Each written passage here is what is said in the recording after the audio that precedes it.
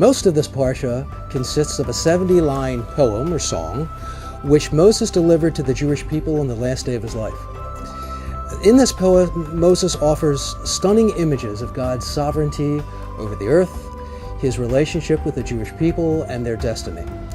Moses begins by saying, "Listen, O heavens, and I will speak, and let the earth hear the words of my mouth. My word will flow like dew, like storm winds on vegetation, and like raindrops on grass." Rabbi, why does Moses compare Torah to rain? Rain is God's creation, not only in a sense of something that comes from above and goes down. It's something different in a sense that we have no control. Only if the farmer raises his hand and pray, there is something above the rain, created the rain. The rain himself cannot create it himself by himself.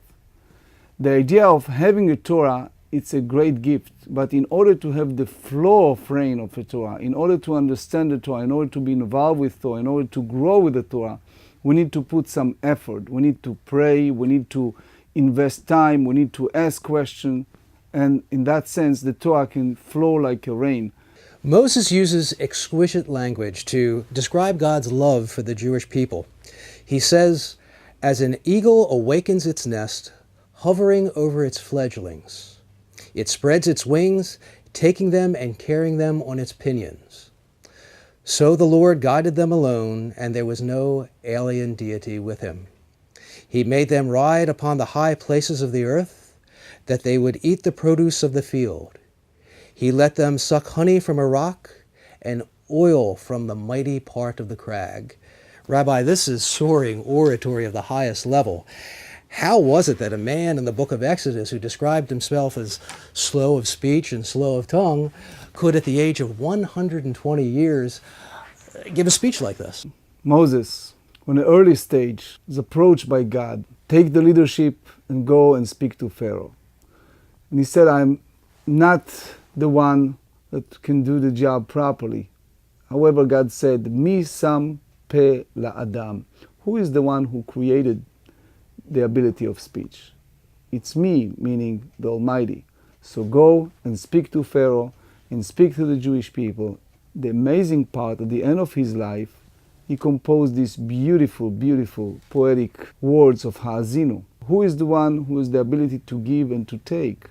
In a sense, here is a Moses, a man that was a shepherd, a man that has no ability, according to his word, to lead, yet God gave him a special trait at the very end of his life to show him and to show the world that the Almighty is the one who can give, who can take, and is a deep lesson for our lives, especially at this time of introspection before the Day of Atonement, Yom Kippurim. Moses foretells that the Jewish people will turn away from God with chilling consequences.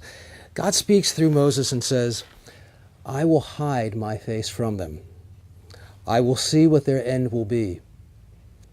For they are a generation of changes. They are not my children whom I have reared. For they have provoked my jealousy with a non-God and provoked my anger with their vanities. Thus I will provoke their jealousy with a non-people, provoke their anger with a foolish nation."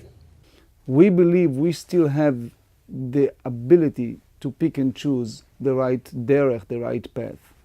The warning, yes, unfortunately for some people, it's a certain language for them to understand who is God and what the life is all about, in order for them to make some type of cheshbon hanefesh, some type of serious introspection, serious awakening point of their life, thinking about the meaning of their lives, thinking why they are living here, making inventory. That's a very important part of people's lives, especially in our days, in our language, when you have economic crisis for so many people. You read in New York Times that 22% of the population is below the poverty level. And you think to yourself, is this United States of America that was the sheriff of the world, the one who controlled so much around the world in just past generation, now all of a sudden we are facing such a challenges that this so advanced technological in so many different ways country turned to a quarter of the population below the poverty lines. So in a sense, it's a message to our days. We have a choice. We make our choices in the language of a daily language, how to use credit cards, how to use mortgages, how to conduct our daily lives. And the consequences, it's basically a result of certain patterns, certain choices. But it's also a mentioning of hope in the Parsha. There are several points that Moses said that you should remember the past, you should remember the whole history. Here is a point the rabbi said. You remember the book of Genesis, you remember the story of Pharaoh and Joseph? So what happened there? It was a Pharaoh that had a dream. And in the dream he saw a darkness. And then he fell asleep again and he saw a tremendous success. And then it was another dream of great darkness, much worse than the previous one. And then he fell asleep again. So trace a situation that, God willing, in this upcoming 57-72 year, it will be economic recovery.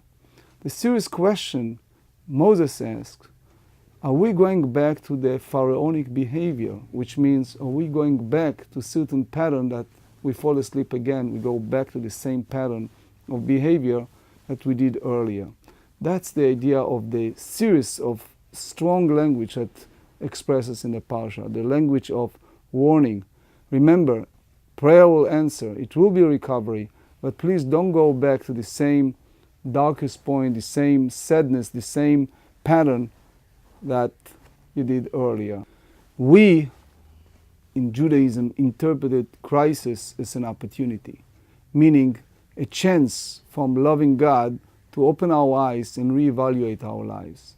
So yes, the good is coming, and it will be good, but use this opportunity to reevaluate your lives.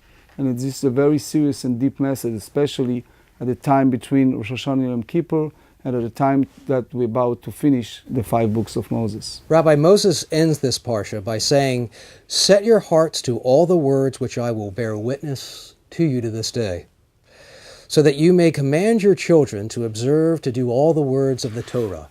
Now, that's a great concept, but how do we as Jews, in practical terms, set our hearts to perform all the words of the Torah? There are so many writings and so much. If you just click on a Google search or Yahoo search and you want to know about Judaism, you take a site like aish.com, you take those beautiful sites out there that gives you so much. If you just want to open your heart and learn, ask questions, there are nowadays free of charge those 800 numbers and sites that you can ask questions. You can find a chavruta, somebody to study with. So if you really want to learn and find application in your lives, there are so many ways, like the series of YouTube we have. God's sovereignty over the earth, the relationship and the love that God has for the Jewish people, and the ultimate destiny of the Jewish people. All of these are concepts that are related beautifully in the Parsha of Haazinu.